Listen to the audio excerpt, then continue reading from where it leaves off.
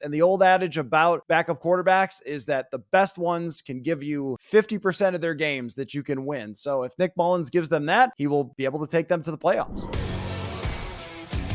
The big question among Vikings fans after watching the maybe worst game that we've all ever seen in football with a 3-0 or 3-0 win, excuse me for introducing the soccer terminology there, the 3-0 win for the Vikings on Sunday and the quarterback change that happened late in that game is, what does Nick Mullens now, who's been named as the starting quarterback of this team, what does Nick Mullens bring to the offense as the team starting quarterback?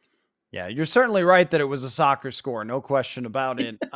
With Nick Mullens, he brings the knowledge of the offense, and an NFL offense is extremely intricate. There's answers upon answers upon answers, and checks and changes and timing and rhythm and footwork and all these things. There's a reason why they start installing an offense in the spring, and then they do it through OTAs, through mini camps, and then they begin the process in training camp, because it takes a long time to get all those details down. And what Josh Dobbs was able to do in a small window of trying to learn as much as he possibly could was still impressive. I mean, if I told you that, I'm not going to tell you how it looks, but they're going to get 3 wins in 5 games after you acquire Josh Dobbs, I think you'd be very happy with that result. But when it comes to having a quarterback that's of similar talent, of similar standing in the league, but understands the offense so much better because he's been here for 2 years, you could see why Kevin O'Connell would want to lean on him. Now, I go back through the game and I look at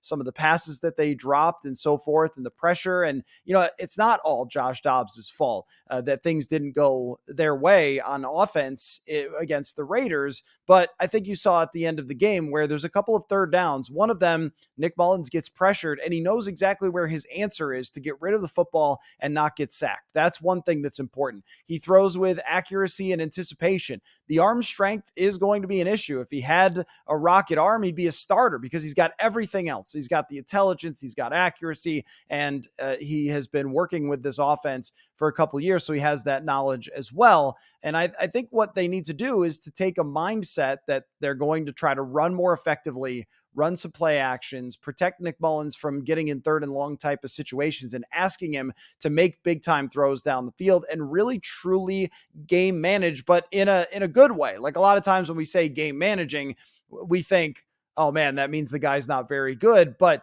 in this case, you can game manage your way to getting the ball into Justin Jefferson's hands, getting the ball into TJ Hawkinson's hands, doing the things that worked well. They were without Kirk Cousins initially before the offense started to come apart over the last few weeks. So they only need to win 2 out of 4 games. And the old adage about backup quarterbacks is that the best ones can give you 50% of their games that you can win. So if Nick Mullens gives them that, he will be able to take them to the playoffs. That's been another Purple Insider Extra for Bring Me the Sports. Be sure to rate, review, and subscribe to the Purple Insider Podcast wherever you get your podcasts. Talk to you next time.